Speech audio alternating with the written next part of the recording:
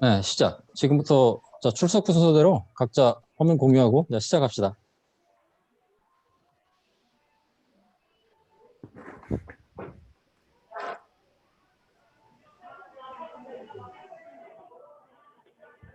네, 슬라이드 쇼하고. 네, 로봇공학 1주차 발표 시작하겠습니다.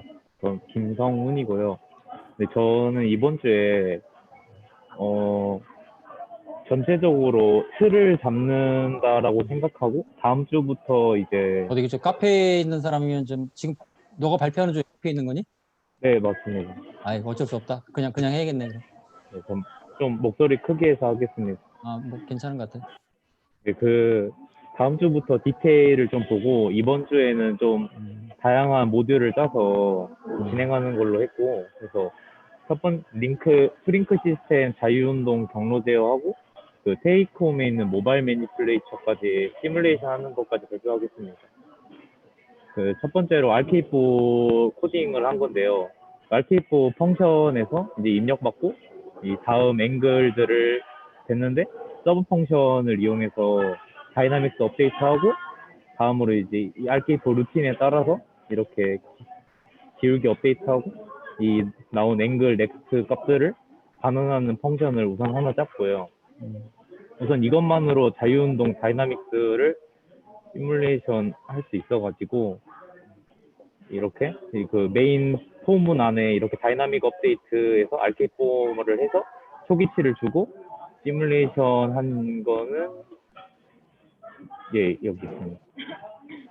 그래서 이 이니셜 컨디션이랑 파라미터들을 설정해주고 이렇게 했을 때 잘 적분이 나오고 여기 PPT엔 포함 안 돼 있는데 이니셜 컨디션으로 다 0을 줬을 때도 안 움직이고 가만히 있는 것을 확인했습니다. 자유운동은 이렇고 그래서 다음으로 네, 패스 플래닝 쪽인데 이제 직선 경로를 뱉어주는 그러니까 X 디자이어, Y 디자이어를 뱉는 시간에 따라서 뱉는 이런 함수 두 개. 얘는 서클 경로, 얘는 직선 경로를 뱉고 이제 역기구학으로 스링크 시스템이기 때문에 이렇게 특정하게 딱 나와 있어서 이제 플러스 마이너스 위상에 따라서 다르게 나와가지고 그게 좀 고민이었긴 한데 어쨌든 하나의 위상에 대해서 세터 원투를 뱉어주고 그다음에 이제 PID 보상기를 이렇게 한번 짜봤습니다. 그래서 개인들을 여러 번 수정해서 그나마 좀 괜찮다 하는 개인을 선택했고요. 이렇게 최종적으로 PID 개인 더해서 토크를 반환하고 그다음에 이제 그 수업 시간에 저번에 보여주셨던 다른 작년 것 중에 그래비티 컨벤세이션이 있길래 그래비티 컨벤세이션으로 토크의 그래비티 보상하고 그 다음에 이제 제가 개인을 완벽하게 찾았어야 되는데 아직 이제 첫 주차다 보니까 완벽하게 찾지 못해서 테크닉을 좀 썼는데 그 PID 개인 더한 토크에 중력 보상까지 한 거 더한 거를 그 로우 패스 필터를 통과시켜서 그 시상수 0.2짜리로 해서 그 토크 입력을 좀 스무싱하게 바꿔주는 거를 했는데 최종적인 목표는 인풋 쉐이핑 없이 개인으로만 컨트롤하는 편이 낫지 않을까라고 생각합니다. 그래서 중력 보상 이렇게 되고 다음 이제 세츄레이션인가 디스터번스인데 네 토크맥스보다 크면 토크맥스 됐고 작으면 이렇게 하는 식으로 됐고 디스터번스도 이제 토크맥스의 0.2 곱한 값을 사인소이달 함수를 통해서 이렇게 구현해서 이 디스터번스를 뱉는 거를 그 메인 루프에서 토크랑 더해서 이렇게 했습니다. 다음으로 이제 이 전체 루프는 이런 식으로 돌아가고 여기서 메인 코드에서 패스 찾고 그걸 역기구하고 컨트롤 인풋을 구하고 디스터번스 더한 다음에 다이나믹 업데이트 하는 것까지 하나의 메인 루프로 이렇게 돌아가게 됩니다. 그래서 다음 직선 경로 제어한 건데 지금 이제 인풋 쉐이핑을 써서 이렇게 잘 따라가는 거를 보여주긴 하는데 인풋 쉐이핑을 없애면 상당히 좀 만족스럽지 않은 제어를 보여줬고 메란을 넣었을 때 아까 말씀드렸듯이 0.2에 메란 주파수 50 라디안 퍼섹에 대한 거는 이런 식으로 나옵니다. 그리고 또 다른 패스 플래닝을 한 이제 원경로에 대한 거는 이런 식으로 외랑까지 이렇게 나오고, 또 마지막으로 제가 테이크홈에 있던 거 풀다 보니까 모바일 매니플레이터가 좀 재밌어 보여서 남아서 이전까지 했던 거를 그냥 쉽게 응용만 하면 되기 때문에 다이나믹스 업데이트해서 이렇게 한번 짜봤습니다. 그래서 모바일 매니플레이터는 이제 속도 제어, X 방향 속도 제어만 하고 나머지 위에 트링크는 이전과 똑같이 하면 되니까 쉽게 이렇게 사이클로이드 곡선 같이 뭐 잘 만들어지는 것 같습니다. 네, 준비한 발표는 여기까지이고 다음 주부터는 디테일을 좀 보고 프로젝트 방향 같은 것도 정확히 설정해서 코딩할 예정입니다. 네, 뭐 좋습니다. 보니까 뭐 잘 따라가고 있고 거의 뭐 프레임은 거의 다 짰네.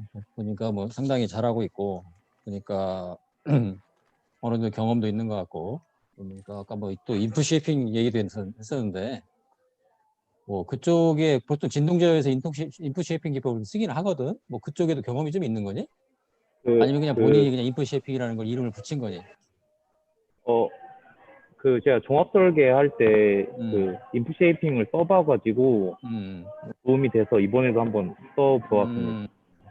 좋습니다. 뭐 조금 보통 인풋 쉐이핑은 뭐 피드백은 아니고 분노 형태로 이제 들어가는 그런 기법인데 뭐 좋아요. 어쨌든 뭐 여기는 좀 진동 제어 문제는 아니기 때문에 조금 적절치는 않다고 생각되지만 뭐 써가지고 효과가 있다고 볼 수도 있는 거죠. 좋습니다. 어쨌든 이 정도 뭐 이렇게 진행하면 되고 뭐 하여튼 계속 확장해 나가는 식으로 프리링크 본인이 원한다면 스페셜까지도 확장할 수도 있겠죠. 네, 네, 그 감사합니다. 다음 넘어갑시다. 네, 공유를 풀고 다른 그 다음 사람. 네.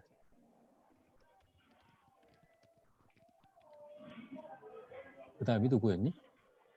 우리 민규?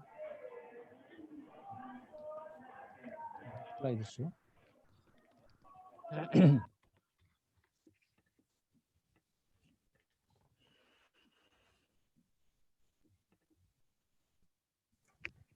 네, 발표 시작하도록 하겠습니다. 음. 저는 유문규 학생입니다. 저는 이번에 처음에 좀 어떻게 될지 막막해가지고 먼저 원링크 펜듈럼과 런지쿠타 4차를 한 다음에 그걸 이제 비디오를 구현하는 것까지만 일단은 해보았습니다. 첫 번째로 그냥 원링크 펜듈럼 운동 방정식을 이게 없이 하면 안 될 것 같아서 일단은 먼저 한번 그린 다음에 런지쿠타 4차를 바로 적용해 보자고 해봤는데 런지쿠타 이것을 그대로 사용하기에는 이제 Y형과 이제 이게 미분 방정식이기 때문에 이 바로 해결이 불가능해서 이것을 이제 Y1, Y2로 설정한 후에 런지쿠타 연립식으로 이제 해석하였습니다. 그래서 한 방법대로는 이제 이러한 움직임을 확인했고 그리고 이제 속도와 각도가 이런 식으로 나오는 것을 확인하였습니다. 그래서 다음 주 목표로는 이제 점성 마찰이 없는 2링크, 3링크, 4링크 펜듈럼까지 한번 구현해 보는 것이고 그리고 점성 마찰을 포함하고 1링크, 2링크, 3링크 펜듈럼이 어떻게 되는지 한번 확인해 보는 것입니다. 포링크까지는 필요 없을 것 같고. 예, 알겠습니다. 아니 근데 포링크가 이제 스페셜이면 의미가 있는데 플란하면 별 의미는 없겠죠. 예, 알겠습니다. 그러니까 이제 뭐 어쨌든 간단하지만 뭐 런지쿠타 적분 루틴까지를 만들어 봤다는 거 좋습니다. 이렇게 하면 돼. 차근차근 하다 보면 조금 뭐 뒤쳐졌어도 얼마든지 뭐 차근차근 쌓아 나가면 되는 겁니다. 특별히 뭐 오늘 뭐 수업 때는 여러분들이 뭐 하다가 뭐 어떤 문제에 부닥쳤다든지 뭐 이런 걸 얘기하는 것도 좋습니다. 잘 해결 안 된 문제를 얘기하는 것도 좀 괜찮은 것 같아요. 지금까지는 그냥 무난하게 잘 넘어가고 있는데. 좋습니다. 예, 그 다음 넘어갑시다. 알겠습니다. 감사합니다.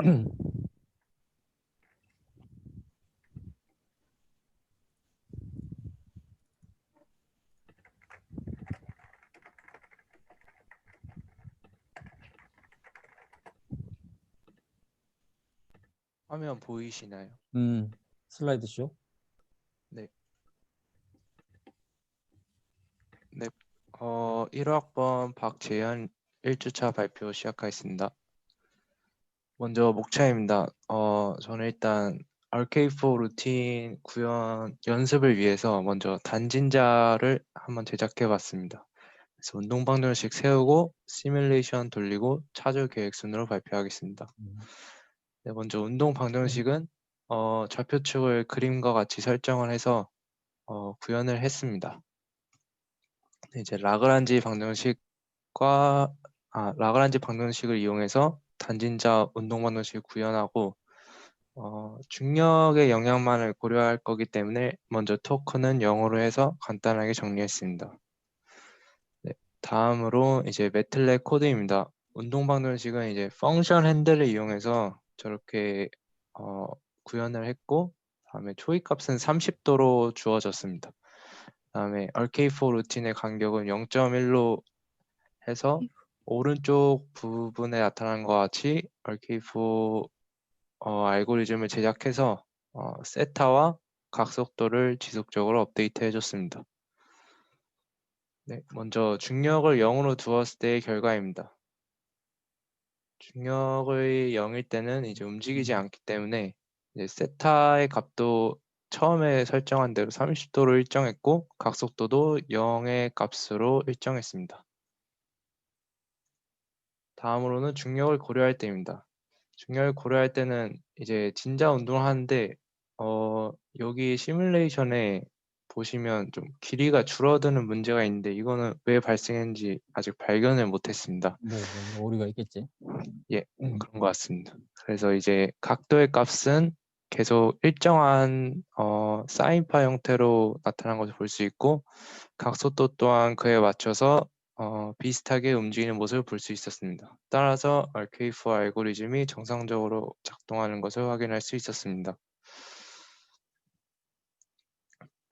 이제 다음 주 계획입니다. 다음 주는 투링크 매니플레이터 모델을 제작해서 RK4 루틴을 이에 맞게 만들어서 토크 입력을 가해서 정상적으로 작동하는지 확인해 볼 생각입니다. 감사합니다. 그러니까 단진자, 글쎄, 단진자면 그냥 질점 진자를 얘기하는 것 같은데, 굳이 뭐 그냥 강체 진자로 못할 이유가 없잖니. 질량 간섭 모멘트, BDL, 아까 보니까. 그러니까 이제 저기, 질점 진자로 하지 말고, 그러니까 그 강체 진자, 이런 강체 진자 하나, 그 다음에 여기다 하나 더, 이런 식으로 했으면 좋겠고, 적분 스텝도 0.1이면 너무 작거든. 0.1이면 그래서 이제 되게 시뮬레이션이 빨리 돌아가는데, 네, 0.01 이상은 돼야겠다. 보통. 네네, 0.1은 100ms거든. 네, 그러니까 여기 물론 이게 이제 이렇게 아주 단순한 시스템이기 때문에 별 문제가 없는데 이건 조금 너무 0.1이 너무 작죠. 0.01에서 0.01 사이. 네네, 0.01 정도로 하다가 이제 저기 그렇게 이제 적분 스텝을 그렇게 바꿔서 크게 그 결과가 차이 날 만한 그런 문제가 아니거든 이게. 그렇기 때문에 잘 그냥 되긴 하는데 전에도 그런 얘기를 했죠. 컨트롤 룹의 그 샘플링 타임, 컨트롤 룹의 제어주기는 말 그대로 디지털 제어 시스템에서 그 주기가 있죠. 근데 이제 여러분들이 지금 룬지쿠타 적분을 하는 것은 그 실제 그 피지컬 시스템에 대해서 그걸 갖다가 이제 수치적으로 이제 연산하는 거기 때문에 실제는 그 적분 스텝이 작을수록 실제에 가까운 거죠. 원래는 컨티뉴어스 시스템이기 때문에. 그러니까 그런 의미에서 일단은 그 룬지쿠타의 주기와 제어 주기를 같게 놔도 별 문제가 없을 거라고 항상 얘기를 했지만 우리가 논리적으로 생각하면 그 룬지쿠타 그러니까 다이나믹 시스템의 적분 주기가 제어 주기보다는 10배 이상 빨라야죠, 사실은. 10배 이상 빠르다는 얘기는 주기가 10분의 1 이하로 더 잘게 쪼개야 한다는 그런 얘기가 되는 거죠. 그러니까 이제 룬지쿠타 다이나믹스가 10번 돌 때 제어룹은 1번. 요 정도가 원래 맞다는 거예요. 그래야만 이제 컨티뉴어스 플랜트에 대해서 디지털 제어기에 그것을 모사하는 것이 맞는데 논리적으로는 그런데 이제 뭐 그 주기를 갖게 놔도 크게 문제가 되지는 않을 거라고 저는 전에도 얘기를 했죠. 실제로도 그럴 것 같은데 그래서 그건 이해하고 있는 게 좋습니다, 여러분들. 그런데 0.1은 너무 작다. 0.01 정도 이상으로 했으면 좋겠다는 거예요. 네, 알겠습니다. 좋습니다. 뭐, 네, 그렇게 차근차근 해나가면 돼. 너무 빨리 지나가서 그런데 1인당 좀 10분 정도는 채웠으면 좋겠는데. 네. 아니, 억지로 채울 필요는 없고 일단은 그 단진자보다는 강체진자로 좀 모델링을 했으면 좋겠다는 거예요. 그리고 점성 마찰력을 되게 안 넣는데 점성 마찰력 못 넣을 이유가 없죠. 점성 마찰력을 넣어서 다 자연스럽게 댐프아웃 되면서 이제 멈추는 이런 모양. 그리고 또 하나 주문하자면 여러분들이 이제 그 단진자 질점 진자 하나 할 때 아까 첫 번째 친구는 이제 저기 제어룹까지 걸었는데 이렇게 이제 이런 걸 해보세요. 이렇게 어떤 그 초기에서 어떤 목표 각도를 주고 예를 들어서 이렇게 45도로 드는 제어 뭐 이런 거 그러면 이제 PD와 PID의 그 효과를 아마 알 수 있을 겁니다. 아까 첫 번째 친구 같은 경우 중력 보상 기법도 썼었는데 그 PD 제어만으로는 이게 잘 안 될 거예요. 이게 이제 어떤 이렇게 무게를 딱 들고 자세를 유지하는 이런 중력을 계속 이기는 토크가 들어가야 하잖아요. 이럴 때는 이제 PD 제어만으로는 계속 흔들리는 뭐 이런 모양이 나올 겁니다. 그럴 때 이제 그 적분제 효과가 이 적분제라는 게 이제 결국 이제 오차를 누적시켜서 계속 입력을 갖다 누적시키는 거죠. 그러니까 그 입력을 누적시킨다는 의미가 이 중력에 의한 모멘트를 이길 수 있는 토크를 계속 만들어낸다는 의미가 되는 거거든요. 그런 걸 해보면 그 PD, PID의 효과에 대해서 조금 더 이해를 할 수 있겠죠.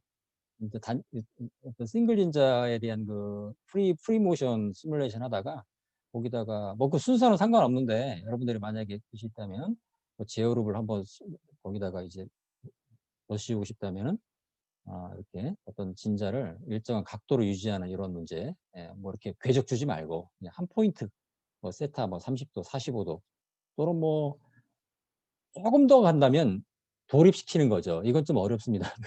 자꾸 내가 얘기를 많이 하게 되는데 얘기하다 보면 여러분들 워낙 발표를 빨리 해서 만약에 예를 들어서 이런 거죠. 진자가 이렇게 흔들리잖아. 이렇게 했으면 이제 중력에서 흔들리다가 오늘은 계속 이런 시뮬레이션을 보여줬는데 이러다가 이제 어떤 그 멈추겠죠. 그 점성 마찰력 그러면 그러다가 이제 만약에 이게 초기치가 되고 어디가 초기치가 되는데 예를 들어서 뭐 45도를 유지하는 제어를 넣으면 어떻게 될까요? 가다가 이게 PD와 PID 효과를 느낄 수 있을 거란 말이에요.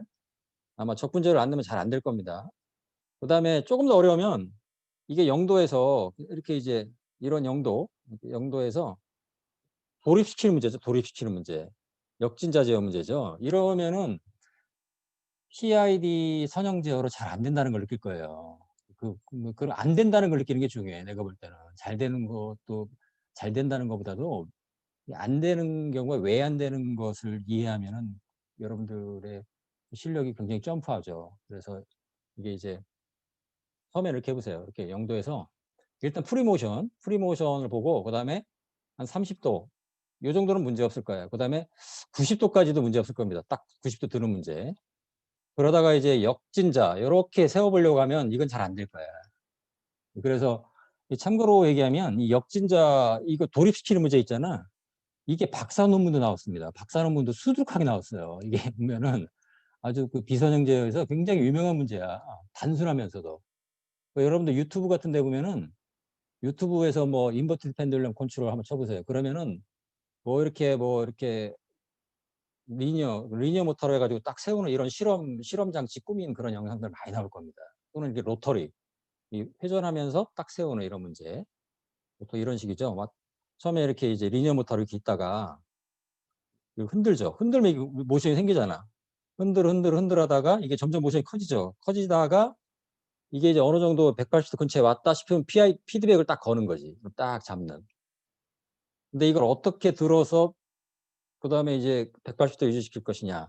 쉽지 않아요. 이게 이제 굉장히 유명한 문제고, 심지어 박사 논문이 나올 정도니까. 거기에 따라서 굉장히 그 제어 이론을 하는 사람에게는 유명한 문제가 되고, 간단하니까 교과서 예제로도 많이 나오죠. 자, 뭐 이 정도면 시간을 좀 맞춘 것 같은데? 그 다음 넘어갑시다. 꼭 하라는 건 아니고, 관심 있는 학생들은 그걸 먼저 해봐도 좋겠다. 그런 얘기예요. 자, 누구죠? 다음에 네 번째? 화면 잘 보이시나요? 네, 합시다. 저 발표 시작하겠습니다. 저는 이제 모듈에 대해서 제가 짰던 모듈에 대해서 설명을 드리고 그다음에 싱글 펜듈럼이랑 더블 펜듈럼 이제 시뮬레이션 한 거를 이제 보여드리겠습니다. 일단 먼저 모듈 설명부터 하겠습니다. 일단 이 부분은 런지쿠타 개념을 이용해서 제가 코드를 짠 건데요. 이제 이것을 좀 로봇이나 제너럴하게 적용을 시킬 때 어떻게 작용을 해야 될까라는 생각을 해보다가 보니 이제 저희가 풀 다이나믹스는 2차 미방인데 이제 그 힘에 대한 일반 좌표계에 대해서 이제 여러 개가 나와 있고 이제 또 중간에 연립되어 있는 부분도 있고 막 곱해져 있는 부분도 있는데 이 부분을 상태 공간처럼 해서 이제 벡터랑 횡렬의 형태로 쓰면 어떨까라는 생각을 해서 이제 오른쪽에 보이는 식과 같이 라그랑지안으로 푼 일반 다이나믹스를 이제 매트릭스 폼으로 생각을 해서 이렇게 적용을 시켰습니다. 그리고 이제 저 코드 같은 경우에는 그러니까 이제 조인트 베리에이블에 대한 그 2차 미방에 대해서 벡터에 대해서 이제 적용을 시켜가지고 했습니다. 여기서 오른쪽에 식의 D는 관성항이고 F는 센트리퓨걸 폴스 및 코리올리 폴스, 그 다음에 G는 그래비티에 대한 항으로 이제 계산을 했습니다. 다음은 여기 다이나믹스 이퀘이션 모듈인데요. 이 부분은 이제 계속 다이나믹스 모델을 바꿀 때마다 이제 원래는 런지쿠타 이용법을 풀어가지고 직접 그 수식에 맞게 이제 쳐서 넣어야 되는데 그 부분을 좀 제너럴 폼하게 옮겨보고자 싶어가지고 DH 파라미터를 이용해 이제 좀 코드가 길어서 생략을 많이 했는데 왼쪽에 지금 나와 있는 부분이 트랜스폼 매트릭스를 일단 만드는 것부터 시작을 해서 이제 오른쪽에 있는 수식을 이용해서 이제 다이나믹 이퀘이션을 만드는 모듈입니다. 그래서 이제 DH 파라미터의 값만 바꿔주면 이제 자유자재로 다이나믹스를 계산하게끔 해놨습니다. 그리고 이 부분은 이제 포지션을 그리기 위해서 만든 건데 아까 DH 파라미터를 이용해서 이제 끝단에 이제 그 트랜스폼 매트릭스를 이제 0부터 그 끝단까지 이동을 하면 이제 포지션항에 있는 게 그 링크의 프레임의 원점의 포지션이 나오지 않습니까? 그래서 그 부분을 이용을 해가지고 그냥 각 링크들의 끝단의 위치를 계산하는 방식으로 짰습니다. 그리고 이 부분은 아직 제가 제대로 작성을 못했는데 이제 조인트 변수를 이용해서 DH 파라미터 매트릭스를 만드는 구간인데 제가 시간이 없어서 좀 이 부분은 제너럴하게 만들지 못했고 이제 추후에 더 모듈화를 시켜가지고 만들 생각입니다. 이 부분. 그래서 이제 그 앞서서 설명드린 모듈을 바탕으로 싱글 펜듈럼을 일단 시뮬레이션을 했는데요. 이제 왼쪽에 있는 게 전체 코드입니다. 여기에 보시면 이제 초기 위치에 대해서 지정을 했고 초기 속도, 그다음 인풋항, 그다음 중력항, 중력 매트릭스, 뭐 이거는 이제 댐핑 있을 때를 포함시켜 가지고 코드를 일단 캡처를 한 거라 여기 댐핑항, 질량항, 뭐 여기에 뭐 관성 매트릭스 같은 것이 있고 그다음에 H는 0.01로 해서 이거 캡처를 잘못했는데 50초가 아니라 저 5초로 일단 돌렸습니다. 그래서 이제 RK4를 계산을 하고 포지션에 대해서 그냥 점을 찍어서 그림을 그리는 겁니다. 그리고 위쪽에 있는 것이 댐핑이 없을 때, 다음 아래쪽에 있는 것이 댐핑이 있을 때입니다.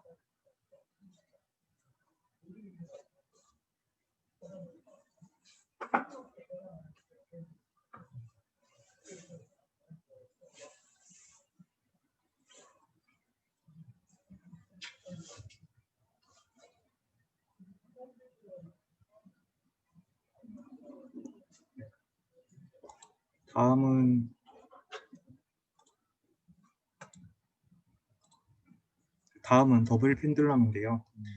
이제 전체적인 코드는 제가 모듈화를 시켜놨기 때문에 동일하고 이제 여기에 L2항이랑 그 J 매트릭스가 하나가 더 추가가 돼 있는 것을 보실 수가 있습니다. 길이는 2m에 전체 무게는 3kg짜리 강체 막대 진자를 원점에서부터 연결을 했고, 두 번째 링크는 1kg짜리 강체 진자로 했습니다. 그래서 1kg짜리는 길이가 1.5m고 첫 번째 링크는 2m짜리로 했습니다. 그리고 초기 위치는 마이너스 10도로, 두 번째의 경우 조인트 베리블이 초기 위치가 30도로 하고 초기 속도는 0으로 해가지고 이제 시뮬레이션을 돌렸습니다.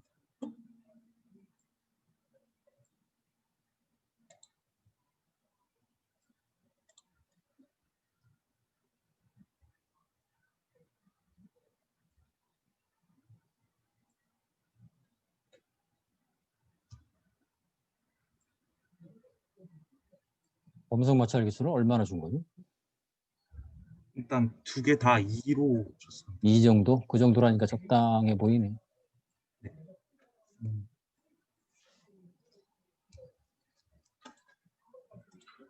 네, 발표 끝입니다. 네, 좋습니다. 뭐 무난하게 잘 나가고 있고, 그러니까 뭐 모듈화 좋습니다. 뭐 그렇죠. 모듈화, 그다음에 이제 아까 제너럴하게 이제 만들고 있다. 그것도 좋은데, 지금 마지막에 보인 것처럼 이제 네, 뭐 본인이 처음부터 그렇게 그냥 뭐 제너럴한 모듈 이렇게 프로그램을 만드는데 문제 없다 그러면 그렇게 하세요. 그렇게 하고 뭐 이제 나는 이제 이겠듯이 이제 아주 단순한 문제부터 차근차근 밟아 나가는 게 좋다. 네, 그렇게 나가면 좋습니다. 본인이 뭐 그건 선택적으로 하면 되는 거고, 네, 지금 이제 진자 운동 정도, 네, 뭐 더 이상 뭐 아직 뭐 굳이 제어까지 이렇게 들어갈 필요는 없는 거죠. 그래서 일단은 예, 어쨌든 로봇을 만드는 작업을 우선시하는 게 좋지 않겠느냐. 아니, 물론 로봇을 단순한 로봇에다 이제 제어롭을 구현해서 먼저 이제 동작을 보는 것도 그것도 나쁘지 않고, 일단은 차근차근 단계를 밟아 나가면 될 것 같다는 느낌이고, 그리고 뭐 패스는 이제 일단 단순한 패스. 오늘은 뭐 보통 이제 다음 주에 제어를 한다면 이제 제어할 때도 그냥 어떻게 될까요? 패스 없이 포인트, 어떤 포인트 레귤레이션이라고 하죠. 그냥 어떤 엔드 이펙터, 어떤 포인트 XY 포지션을 주고 거기로 딱 접근하는 그런 제어를 해보는 것도 나쁘지 않습니다. 어떤 초기 위치에서 그냥 그 포인트로 어떤 포인트를 찍고 그 포인트에 대해 역규격이 나오겠죠. 그럼 그거를 이제 레퍼런스로 어떤 명령으로 인가하면은 그 LI에서 암이 쫙 접근하겠죠. 예. 그렇게 해보는 것도 나쁘지 않다. 그러면서 이제 그 PD, PID, PD, PID의 차이를 좀 이렇게 여러분들이 확인해 볼 수가 있는 거지. 그리고 그 다음에 패스를 적용해서 트래킹하는 걸 해봐도 뭐 나쁘진 않을 것 같아요. 네. 자, 그 다음에 자, 4명 있죠? 5번째 누구니? 5번째 넘어갑시다. 혹시 공유되고 있나요? 됐어? 네.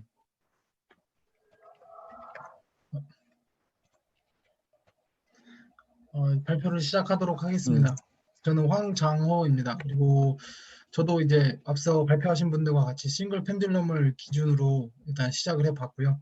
이제 나와 있는 페이지에는 저희가 강의 노트에서 배운 이제 라그랑지안 포뮬레이션 메소드를 이용해서 단진자에 대한 이제 문제를 풀려고 이제 스크립트를 해왔습니다. 단진자의 라그랑지안 메커닉스는 이제 다음과 같이 계산을 했고요. 저 같은 경우는 이제 계산을 최대한 단순화하기 위해서 길이랑 무게를 전부 다 1로 설정을 하고, 그리고 중력 가속도는 9.81로 설정을 했습니다. 이제 다음과 같이 이제 수식을 세웠고요. 그리고 이제 매틀랩을 이용해서 코드를 짰는데요. 아까 교수님께서 말씀하셨다시피 시간 구간을 0.1초로 하면 너무 이제 크다라고 말씀하셨는데, 제가 지금 코드는 그냥 포지션과 벨로시티의 이제 그래프를 그리기 위해서 작성을 한 것이어서 0.1로 했고요. 실제로 이제 나중에 애니메이션을 할 때는 0.03 정도로 해서 애니메이션을 진행을 했습니다. 오히려 거꾸로 되는 게 좋다고 생각해요. 왜냐하면 지금 글쎄 내가 의도를 잘 이해하지 못하는지 모르지만 시뮬레이션 할 때는 네네. 여러분들이 그러니까 만약에 이제 근데 크게 차이는 없는데 접근 스텝을 오히려 이제 애니메이션이 너무 느리면 보는 사람이 답답하죠. 그러니까 실제 아, 시뮬레이션은 0.001로 했어도 뭐 애니메이션은 0.01로 하는 게 오히려 그게 오히려 낫죠. 오히려. 제가 그 네. 부분에 대해서도 이제 그 적분 구간을 계속 바꿔가면서 이제 0.1부터 0.01까지 해봤는데 음, 말씀하신 것처럼 너무 작게 하면 또 이게 너무 느리고 너무 그렇지. 빨리 하면 또 이게 좀 약간 그 뭐라 그러지 좀 띄엄띄엄 나와가지고 그렇지, 좀 그렇지. 부드러운 곡선이 안 나오는 경우가 생겨서 그러니까 네네, 일단은 0.03으로 해놓고 했습니다. 0.03 정도. 네. 그 정도로 저는 하고. 네네. 그러면 애니메이션도 애니메이션을 만약에 이제 너무 느리면 답답하다. 그러면 그건 이제 테크닉을 쓰면 되지. 예를 네, 들어서 맞습니다. 무비 10번 돌 때마다 한 번씩 그렇죠. 그거 이제 조금만 그 순환문만 좀 조정하면 애니메이션은 아니면 데이터를 다 세이브 해놨다가 그 룹이 돌면서 바로 애니메이션 어떤 영상을 저장하지 말고 데이터를 다 세이브 해놔. 다 세이브 해놓은 다음에 그걸 나중에 순환문으로 데이터만 돌려서 애니메이션 하면 되겠죠. 그러면 훨씬 더 네, 알겠습니다. 빨라지지. 그것도 방법일 것 같아. 네. 네. 음, 그리고 저는 댐핑 코에피션트를 0.5로 놓고 했습니다. 그리고 저는 댐핑이 없는 그 단진자는 하지 않은 상황이어서 바로 그냥 댐핑이 있는 걸로 넘어가겠습니다. 초기 포지션은 이제 2분의 파이 90도로 설정을 했고요. 초기 속도는 0으로 설정을 해서 오른쪽에 이제 룬지쿠타 방정식을 이용해서 이제 문제를 풀었습니다. 그래서 다음과 같이 펜듈럼의 초기 그 포지션은 90도로 시작을 해서 이제 10초간 0에 수렴하도록 만들었고요. 이제 이 velocity도 원래 앵귤러 velocity로 바꿨어야 되는지 안 바꿨네요. 어쨌든 0으로 시작해서 점점 느려지는 것을 확인할 수 있었습니다. 그리고 애니메이션 같은 경우는 이런 식으로 나왔습니다. 이제 오른쪽 같은 경우 이제 트레일링 포인트를 설정을 해서 한 것이고요. 그 점을 찍은 거니? 이렇게 네네. 순환문에서 점만 계속 찍은 거야? 네, 맞습니다. 이 애니메이션에 대한 코드는 따로 넣지 않았습니다. 그리고 이제 제가 토크를 좀 넣어서 제가 사실 처음에 설정했던 거는 이제 처음에 초기에 토크를 넣고 그 이후에는 이제 토크가 작용을 하지 않아서 얘가 계속 초기치가 0이었다가 흔들리는 걸 하고 싶었는데 이 부분에 있어서는 제가 어떤 걸 잘못했는지 모르지만 이렇게 토크가 계속 살아남아 있어서 아까 맨 처음에 교수님이 말씀하신 것처럼 일정한 각도를 유지하는 형태를 가지게 됐습니다. 그래서 이 부분은 아마 이제 추후에 이니셜 개선을 토크를 주실까 그러는데 저 이니셜 네, 토크를 맞습니다. 사라고 돼 있네. 그걸 왜 준 거니? 제가 처음에 설정했던 거는 이제 전부 다 초기 속도 포지션 전부 다 0으로 놓고 그냥 약간 이렇게 펜듈럼 한 대 치는 것처럼 토크를 처음에만 딱 주고 그 토크로 인해서 계속 흔들렸다가 다시 원점으로 돌아오는 거를 이제 구현을 하고 싶었는데 그 부분에서 저 데이터가 계속 남아있던 모양이고. 네, 오류가 있어서 이렇게 보시다시피 이제 일정한 각도를 유지하도록 토크로 인해서 일정한 각도를 유지하게 됐습니다. 이 부분은 다음 주에 개선을 하도록 하겠습니다. 그리고 제가 더블 펜듈럼까지 시도를 해봤는데요.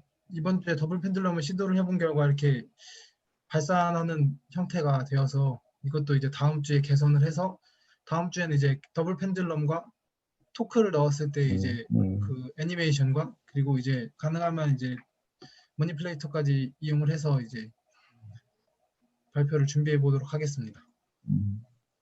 제 발표는 여기까지입니다.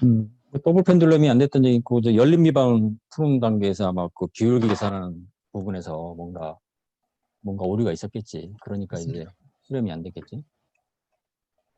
좋습니다. 자, 다음에 6번째 누군가요? 넘어갑시다.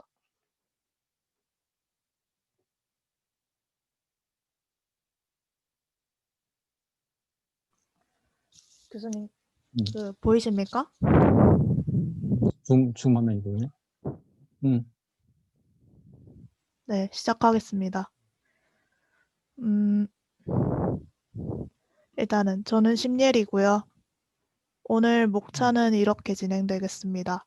그 코드 짠 순서 말씀드리고 링크 프로퍼티 그리고 계획한 경로 그리고 중력만 넣었을 때 투링크가 어떻게 움직이는지 말씀드리겠습니다.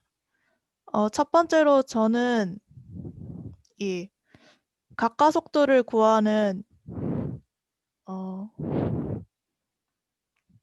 이거를 먼저 코드를 만들었었고요.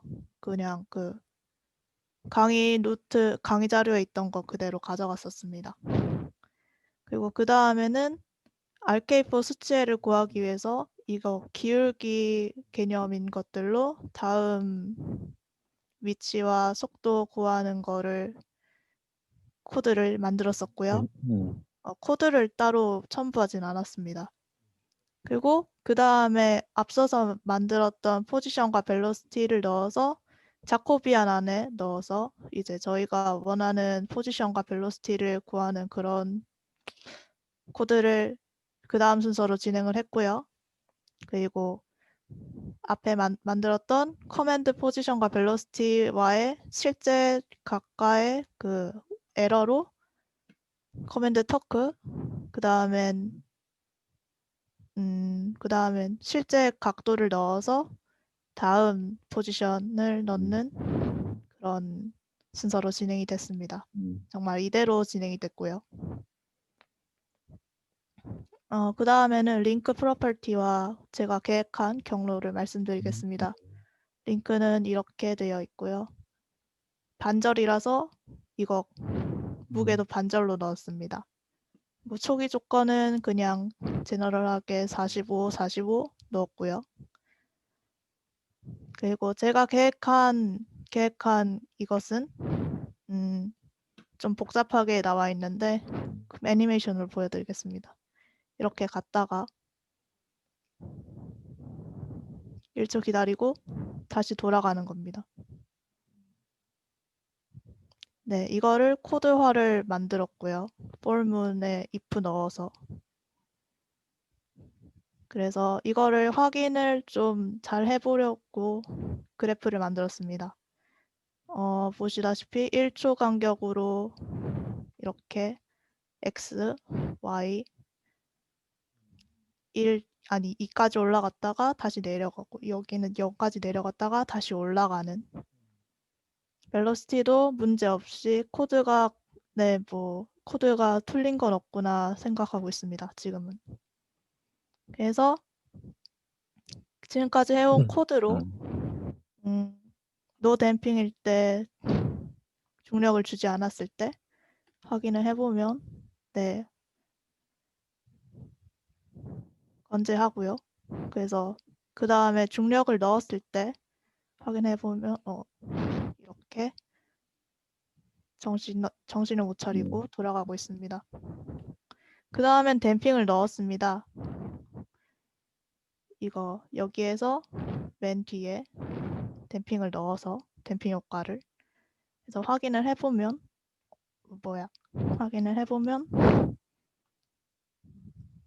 이걸 어떻게 하죠?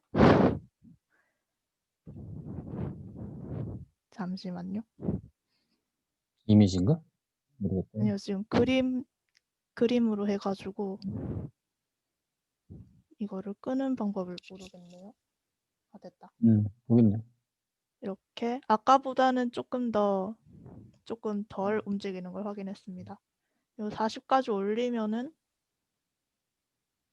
뻑뻑한 거야. 네. 그래서 저희가 계획했던 대로 B값이 증가함에 따라 진자 연동에 제약을 주는구나 알 수 있었습니다.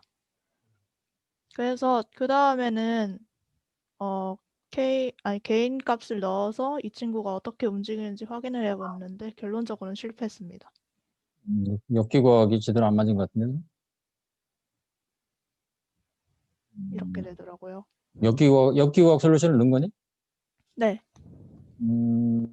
역기과학이 맞는지를 확인하는 것부터 해보면 좋지. 역기과학을 넣어서 전기과학을 풀어서 또 노란색을 따라가는지 그것까지 확인하고 그러니까 돌다리도 두드리는 식으로 나는 확실히 맞다고 하지만 정말 확실히 맞는지는 정말 확인을 해야 되는 거거든요. 그래서 코드 안에 그 레퍼런스 그러니까 저희가 원하는 코맨드 각도 값을 따로 산천을 해서 봤는데 그거에는 문제가 없었거든요. 그러니까 역기과학 솔루션으로 전기과학을 풀어보니까 저 노란색을 잘 따라가니? 이 친구는 아니 그 링크 이 친구는 안 오는데 커맨드 Q 값 그러니까 세타 값이 자코비안에서 값이 나와서 코맨드 세타를 받지 않습니까? 아, 자코비안 인버스를 해줬어? 네네. 음, 근데 얘는 문제가 없었어요. 자코비안 인버스에는 문제가 없었는데, 그 다음에, 그럼 각속도로 오일러 적분했을 거 아니니? 네. 그래서 그 오일러 적분한 그 세타1, 세타2 각도로 다시 정기구하게 집어넣어가지고서 저 노란색에 맞는지를 확인해 보라는 거지. 뭐 맞겠지 하지 말고, 내 말이 이해되니? 그러니까 다시 이제 말씀해 주세요. 역기구학 저 노란색 패스에 대해서 이제 일단 세타1, 세타2 솔루션을 구했잖아. 네.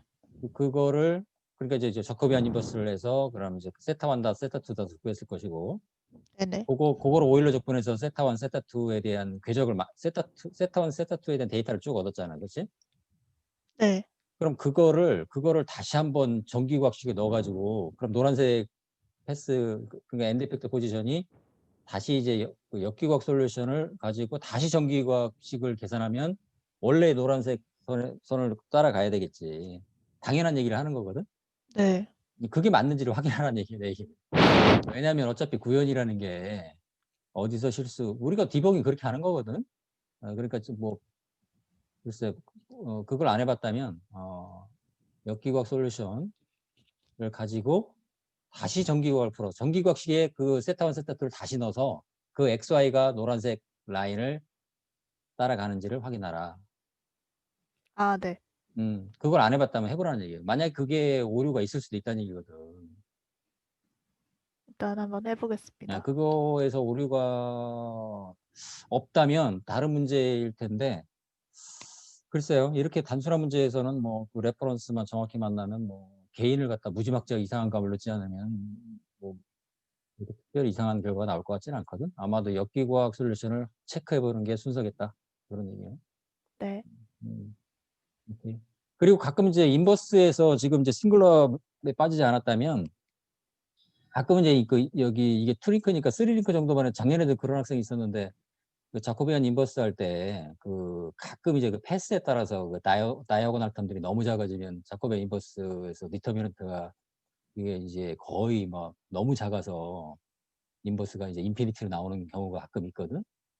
그럴 때는 이제 그 어떤 테크닉인데 자코비안에다가 대각선에다가 아주 매우 작은 값을 집어넣죠. 그러니까 말로 할 때 이게 이해가 될지 모르겠는데 자코비안 플러스 입실론 i 그러니까 입실론은 매우 작은 예를 들어 0.01 0.01이라는 숫자를 자코비안의 그 대각 성분에다 다 더해주는 거예요.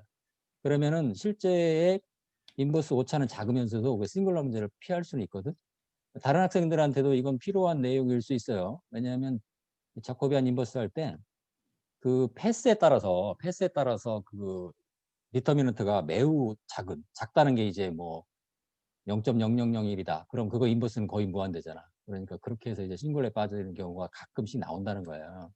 자, 그럴 때 이게 뭐 나중에 이제 여러분들이 그런 문제를 만날 때 얘기를 하겠지만 미리 얘기하지만 그럴 때는 자코비안 인버스 하기 전에 자코비안 플러스 입실론 i는 아이덴티티 매트릭스. 그래서 이제 그 입실론 값을 한 0.01 정도로 해서 그 대각 성분에다가 매우 작은 값을 넣어주면 됩니다. 그러면 절대 디터미넌트가 0으로 떨어질 일은 없죠. 그리고 이제 자코비안 그 인버스 솔루션도 큰 오차는 없다. 좋습니다. 어쨌든 이거 꼭 확인해보고 확인해보고 넘어가는 게 순서일 것 같아요.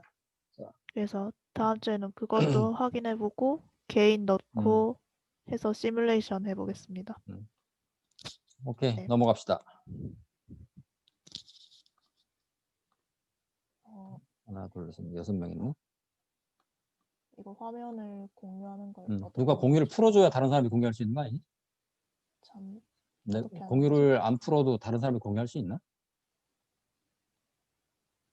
안 풀면 공유 안 됩니다. 풀어줘야 돼. 시메리가 풀어줘야 되겠다. 어떻게 풀어요? 그거 공유 끝내기. 맨 아래 화면 보면 이제 그 여기. 공유 중단 있잖아. 공유 중단. 네.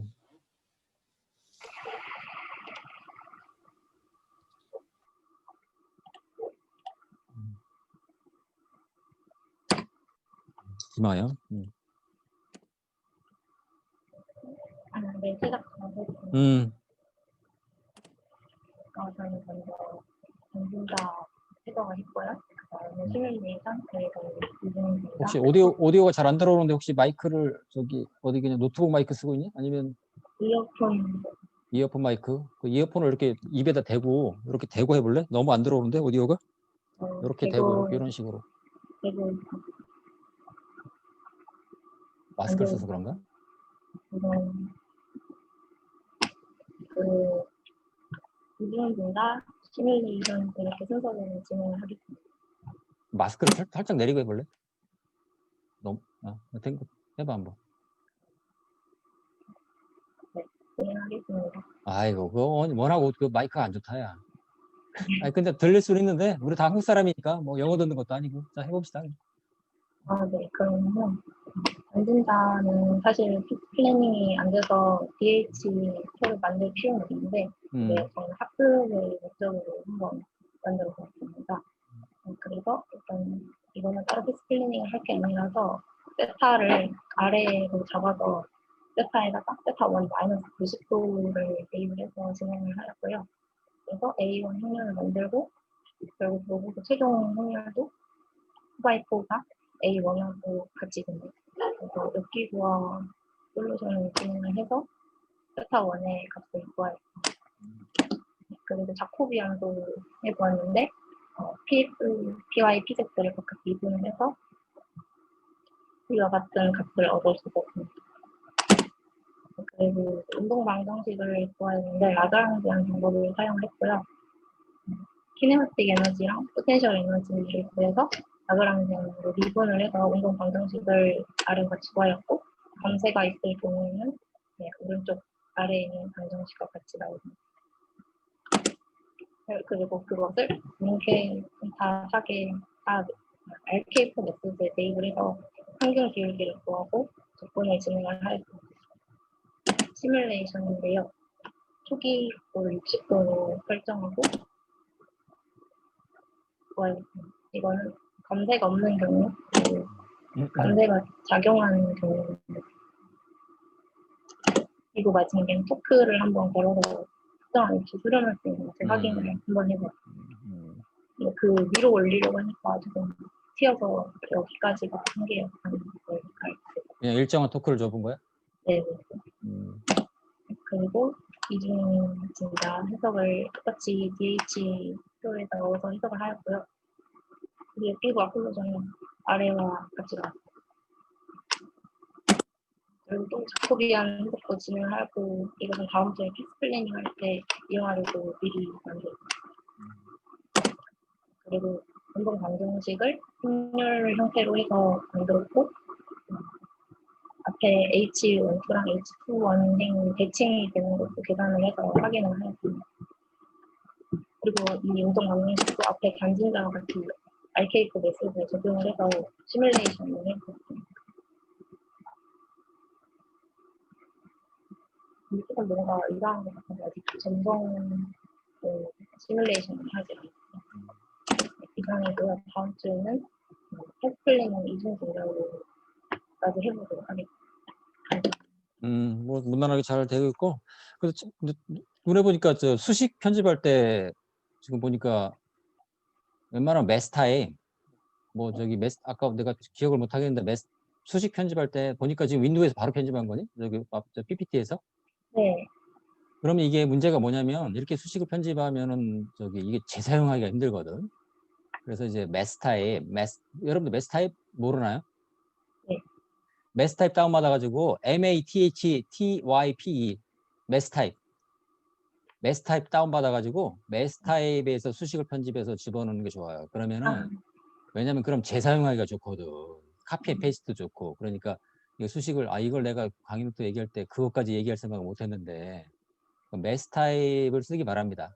그래서 그 다운받으면 아마 한 달 동안 아마 그 트라이 버전으로 아마 그리고 옛날 버전들은 그냥 무료로 사용할 수 있는 것도 있거든. 그래서 메스타입에서 편집하면은 뭐 폰트 크기라든지 뭐 그거 카피 앤 페이스트 뭐 얼마든지 할 수 있죠. 근데 이렇게 PPT에서 수식을 편집하면 이걸 한 번 만들고 이걸 다시 이제 수식을 가공한다든지 뭐 어디 가서 재사용하기가 좀 불편하죠. 모양도 좀 안 좋고. 여러분들 웬만하면 메스타입을 쓰는 게 좋습니다. 좋습니다. 그 다음 넘어갑시다.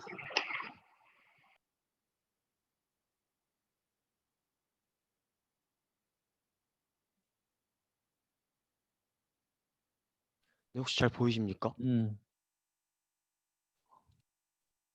오호.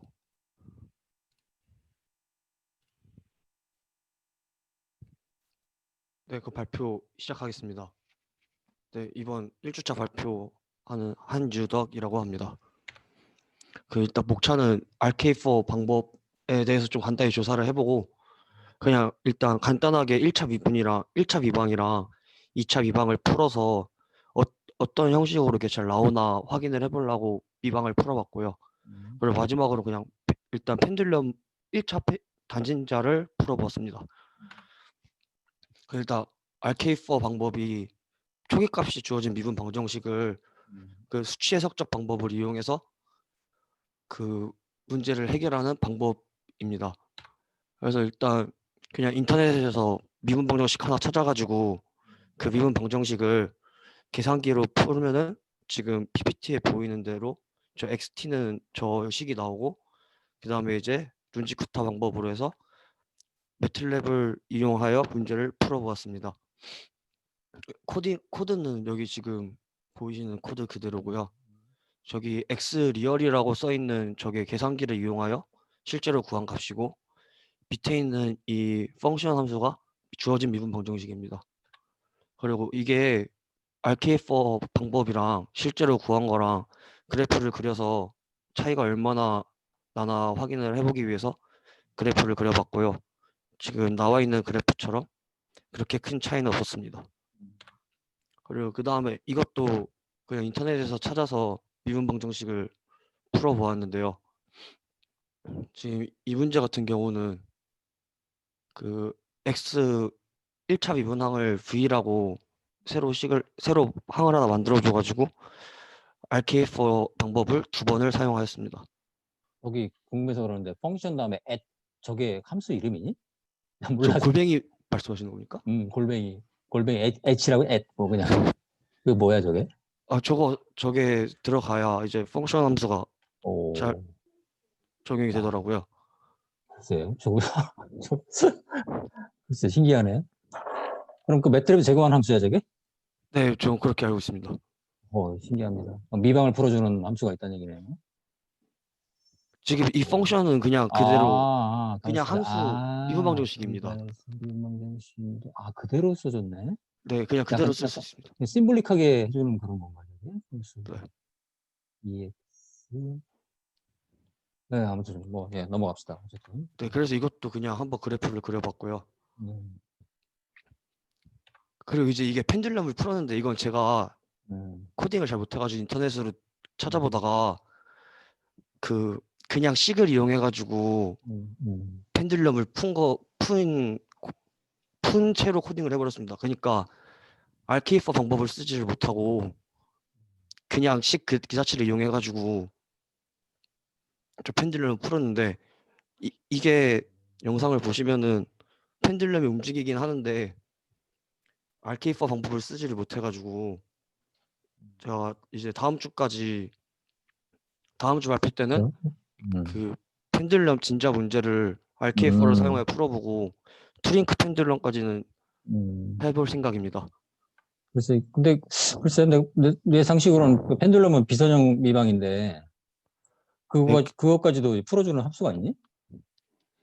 네. 제가 이거를 막 찾아보다가 해가지고 좀 급한 상태에서 해가지고 아직 상식적으로 이제 선형 미방인 경우에는 이제 그것도 솔루션이 일관되게 이제 나오는 거 맞을 것 같은데 글쎄요 저 진짜 문제는 워낙 그 단순한 미방이기 때문에 물론 저기 사인 세타를 근사화해서 풀 수는 있지만은 일반적으로는 비선형이죠. 그러니까 그래서 다음 주까지 RK4를 이용해서 단진자랑 그 투링크 펜듈럼까지 해볼 생각입니다. 좋습니다. 어쨌든 차근차근 그렇게 진행해 나가면 되는 거예요. 네, 감사합니다. 자, 그러면 우리 한 명 더 남았죠? 마지막 해봅시다. 누구? 선경?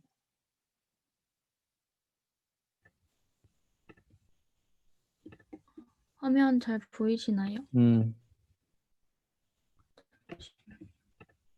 이거 까맣게 무슨 어디야 이게 어디 화면이에요? 이거 일반 노트북 같지는 않은데?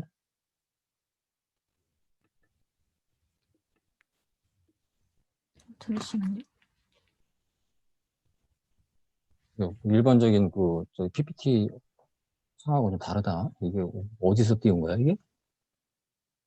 아, 맥북이어가지고 아, 조금 다른 것 맥북. 같습니다. 아, 맥용 PPT야?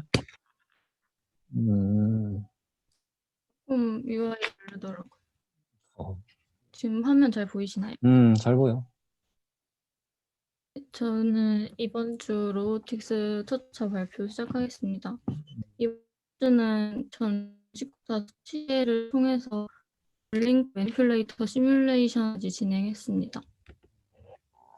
저는 코드 따기에 앞서서 RK4 방법에 대해서 조금 알아봤는데 RK4 방법은 수치 해석에서 초기값 문제를 푸는 방법 중 하나로 다음 단계의 값을 현재 단계의 값의 내구간의 크기가 H인 중분치들의 가중 평균을 더한 값입니다. 그래서 K1, K2, K3, K4는 시작 부분으로부터 끝 부분까지 기울기의 증분값이고 이를 통해 나온 저 두꺼운 선이 이제 다음 단계의 RK4 근사항이 됩니다. 그래서 이러한 RK4 메소드를 적용하기에 앞서 먼저 사용할 모델의 운동방정식을 세워야 하므로 운동방정식을 세웠고 그래서 수치를 구하기 위해서 세타 닷과 세타에 대한 설정을 했습니다. 진자의 운동방정식을 통해 나온 식은 저기 펑션으로 설정이 되었고 RK4는 다음 식으로 이제 구현을 했습니다. 그래서 이 과정을 통해서 시뮬레이션 진행한 것을 보여드리려고 하는데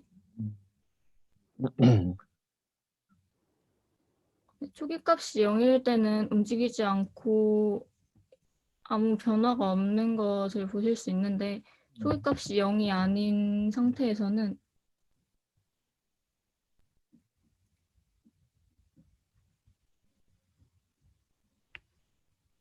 이런 식으로 진자가 멈추지 않고 계속 움직이는 것을 보실 수 있습니다. 저는 이번에 스텝이 댐핑을 넣지 짧으면, 않았기 때문에 음, 그 멈추지 않고 계속 저렇게 됐는데 다음 주에는 댐핑을 넣어서 한번 차이를 보도록 하겠습니다. 요 정도 느리면 지금 적분 스텝을 얼마로 한 거니? 이번에 0.05 정도로 했습니다. 0.05 정도? 근데 많이 느리네. 그래도 모르겠다, 이게. 다른 사람도 그렇던가요? 0.05 정도면? 0.05? 아, 그렇죠. 0.001이 그럴 수도 있겠네. 네.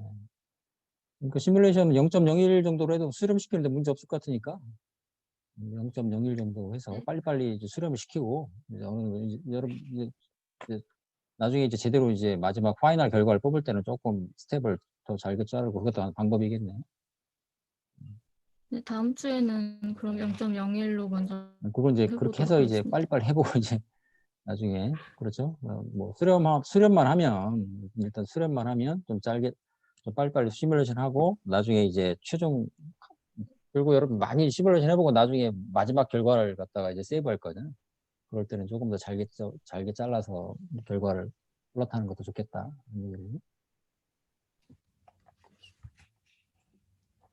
네, 다 그래서 됐니? 다음 주에는 네, 마찬가지로 투링크 머니퓰레이터에서 시뮬레이션 진행하고 RK4 메소드 사용해서 속도 위치 프로파일에서 출력을 해보도록 하겠습니다. 이상입니다. 네, 좋습니다. 다 됐죠? 네, 9명. 네. 오늘 보니까 뭐 다들 무난하게 뭐 잘 하고 있고, 뭐 첫 주차 발표치고는 뭐 무난한 것 같아요. 뭐 작년과 굳이 비교하고 싶진 않은데, 작년보다 오히려 올해 학생들이 좀 더 글쎄, 내 기억에 착각일 수도 있고, 뭐 작년에는 이제 아예 그냥 뭐 시뮬레이션 진행 안 한 친구도 한두 명 있었고, 뭐 그렇기 때문에 또 뭐 편차가 좀 있었는데, 예, 뭐 거의 뭐 최소한 작년과 비슷한 것 같습니다. 느낌은. 그래서 앞으로 2주차, 3주차 한 달 정도 시간이 있으니까 차근차근 이렇게 쌓아 나가세요. 쌓아 나가고 그리고 뭐라고 해야 되나? 네, 하여튼 뭐 코딩을 해서 다들 느끼겠지만 하여튼 코딩할 때는 돌다리를 두드리는 그런 식으로 확실하게 하고 나가는 게 그게 빠른 길이에요, 결국. 왜냐면 꼭 이제 설마 여기서 틀릴까? 꼭 거기서 틀리잖아요. 설마. 그렇죠? 예, 그런 겁니다. 예. 그러니까 이제 디버깅도 특별한 요령이 없어. 계속 거기 가서 정말 이게 뭐 정말 맞는지 그 데이터를 찍어보고 그런 거죠. 심지어는 뭐 어떻게 얘기를 해야 되나요? 뭐 2 곱하기 2는 4잖아요. 2 곱하기 2는 4가 당연한 건데 그게 코딩할 때는 2 곱하기 2가 나는 그렇게 2 곱하기 2를 했다고 생각하는데 2 곱하기가 4가 아니라 5가 나오는 수가 있다니까. 네, 그러니까 이제 그게 코딩할 때는 어쨌든 뭐 한 줄 한 줄 라인 바이 라인으로 이렇게 클리어해 나가면서 하는 게 좋습니다. 그러기 위해서 이제 단계를 밟으라는 거였고 보니까 뭐 오늘 보니까 다들 어느 정도 경험도 있는 것 같고 뭐 없더라도 지금 뭐 차근차근 잘 단계를 밟아 나가고 있는 것 같아요.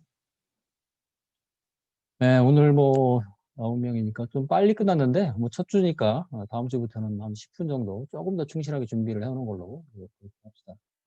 그리고 수요일은 내가 공지 올린 거 봤죠? 네, 306호로 오면 돼. 3시까지 306호로 오면은 거기서 뭐 1시간 반 정도 그리고 그 다음에 6시에서 또 6시 좀 빨리 여러분들 상황 봐가지고 7시 전에 끝낼 수 있으면 끝내는 걸로 그렇게 합시다. 혹시 질문이나 건의사항이나 있을까? 질문 있습니다.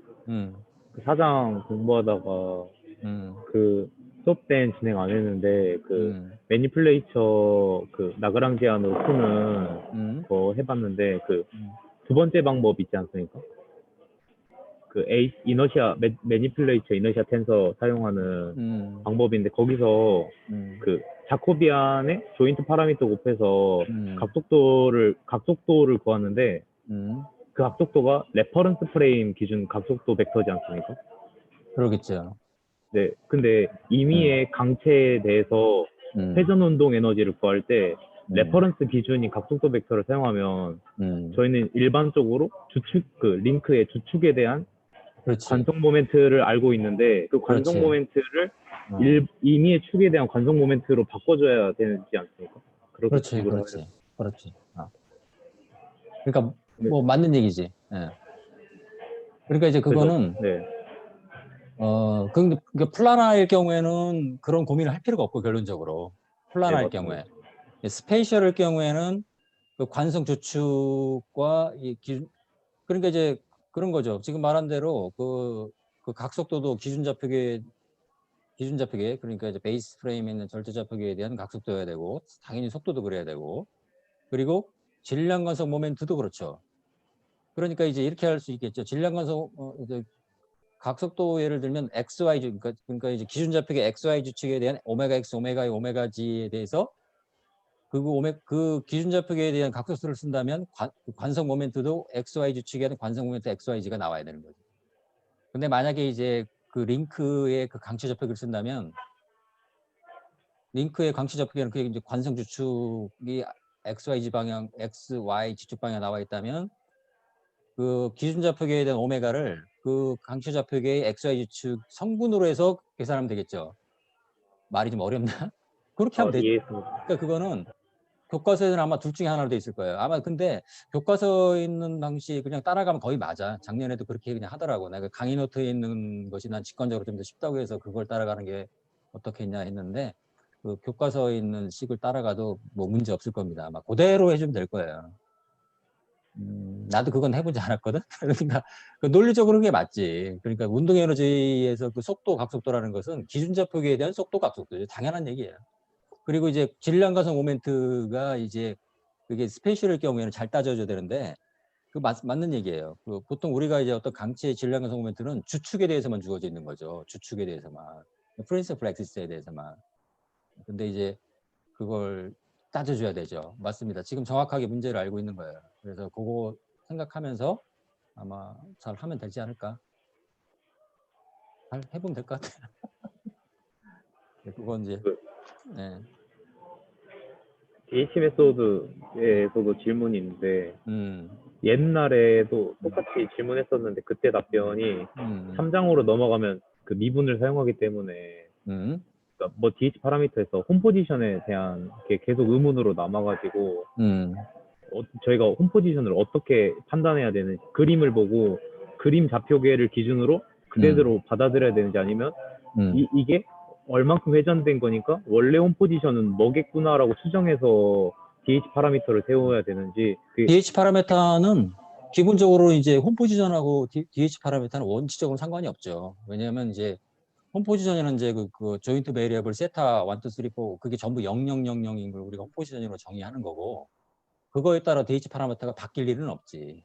근데 DH 파라미터를 파악하기가 홈 포지션이 아니면 조금 이제 파악하기가 조금 좀 헷갈릴 수 있다 그런 얘기는 했지. 그 과제에 있는 그림이나 테이크홈에 있는 그림 같은 거 보면 그러니까 그 제가 딱 좌표계 기준으로 해석하면은 무조건 얘가 마이너스 Y 방향에 홈 포지션에 뭐 포지션이 있다라고 계산이 되는데 실제 뭐 솔루션을 찾아보면은 이게 뭐 원래 세타가 이쪽 방이 홈 포지션이기 때문에 이런 식으로 풀어서 이게 어떻게 제 구별을 해야 될지. 뭐 하여튼 무슨 고민을 하는지 알겠는데 그 부분에 대해서 나도 따져봐야 되는 거거든. 그러니까 그런 디테일한 부분에 대해서는 그거는 본인이 판단하고 본인이 해도 내가 볼 때 전혀 문제 없을 것 같아. 그거에 따라서 뭐 크게 뭐 엄청나게 문제가 생길 것 같지 그런 문제는 아니거든. 네, 그 홈 포지션을 정의해가는 것은 축이 반대가 되고 그럴 수도 있어요. 그건 이제 내가 강의 노트가 오류가 있을 수도 있어. 그건 이제 왜냐하면 이걸 다 계산하고 만든 건 아니기 때문에 혹시 그런 부분이 있다면은 본인의 판단으로 바꿔서 하면 됩니다. 네, 그거는 홈 포지션은 보통 000이지만 어떤 그 모니플레이터 자세에 이건 뭐 5번째 축은 이게 90도 돌아 있는 경우다. 뭐 그럴 수도 있습니다. 네. 이건 뭐 그렇게밖에 얘기를 못 하겠네. 네. 그 DH 파라미터 쓸 때 제가 이제 조인트 I번째 조인트에 대한 걸 쓰지 않습니까? 제가 풀다 보니까 임의의 좌표계를 도입하는 게 푸는데 좀 도움이 돼가지고 그런 방식으로 풀어도 되는지. 임의의 좌표계라. 그거 잘 모르겠다. 1번 좌표계가 1 프라임으로 먼저 변환되고 그 1 프라임이 2로 DH 파라미터로 변환되는 식으로 풀면은 좀 편하길래. 그래요? 그런 게 다 있어? 그래서 그거 안 될 이유는 없겠죠. 왜 어차피 우리가 원하는 것은 조인트 사이 변환이니까. 그 중간에 뭐 어떤 좌표계를 하나 도입해서 더 편리하다. 그거 굉장히 큰 아이디어일 것 같은데. 왜냐면 그 DH 메소드라는 게 어떤 스탠다드한 방법론인데 기구 연구하는 사람들은 그런 자기만의 DH 비슷한 방법론을 찾으려고 굉장히 노력하는 사람이 많거든. 그래서 만약에 내가 이렇게 했더니 굉장히 단순해지더라. 내가 잘 상상은 안 되는데 그런 방법이 있다면 굉장히 글쎄요. 좋은 그 아이디어가 될 수도 있죠. 그쪽으로 무슨 뭐 메커니즘 연구할 그런 과제는 아니라면 모르겠지만 지금 말한 것은 뭐 당연히 뭐 안 될 건 없지만 근데 이제 강의 노트에 있는 그 DH 그 변환 순서 따라서 안 될 건 없을 것 같은데 뭐 더 편리한 방법이 있다. 글쎄요. 뭐가 더 이건 온라인상으로 좀 얘기가 힘들고 나중에 학교 오면 이렇게 와서 뭐 칠판에 쓰면서 한번 얘기해 보는 것도 좋을 것 같은데 이렇게 말로는 조금 파악하기가 힘들어서 뭐 그럴 수도 있겠죠. 근데 그게 착각일 수도 있고 정말 그게 잘못 생각한 걸 수도 있고 아니면 뭐 중간에 좌표계를 하나 더 도입해서 더 간단해질 수 있다. 일단 잘 상상은 안 돼. 그 상상은 안 되는 건데 뭐 그건 뭐 그럴 수도 있겠죠. 네. 결과는 똑같은데 중간에 전개가 편해가지고. 나중에 학교 올 때 한번 이렇게 칠판을 쓰면서 한번 얘기를 해봤으면 좋겠다. 네, 알겠습니다. 그런 거는 글쎄 내가 너무 넘겨짚는 건지 모르지만 그게 좋은 아이디어가 된다면 논문거리가 될 수 있다는 거예요. 왜냐하면 그게 이제 어떤 기구 해석이라든지 예를 들어서 뭐 내가 상상의 나래를 펴지만 뭐 다이나믹 메모리 메소드를 대체할 수 있는 a new and simple method for transformation between joints 하면은 그러면 그거는 이제 뭐랄까 그 기구 해석이 하나의 좀 논문이 될 수도 있죠. 근데 이제 그런 경우가 많긴 한데 나중에 알고 보면 뭐 이건 누가 생각한 거였더라 어디 있는 거였더라 이런 경우가 많긴 한데 그렇다고 그거 뭐 미리 포기할 필요는 없다. 그래서 나중에 한번 들어봤으면 좋겠다는 거예요. 알겠습니다. 그럽시다. 또 다른 질문 있을까? 예, 지금 시간이 딱 됐네요. 자, 오늘 여기까지 하고, 자, 수요일 날 3시에 보도록 합시다. 네, 다들 뭐 준비 잘했고, 예, 이렇게 나가면 됩니다.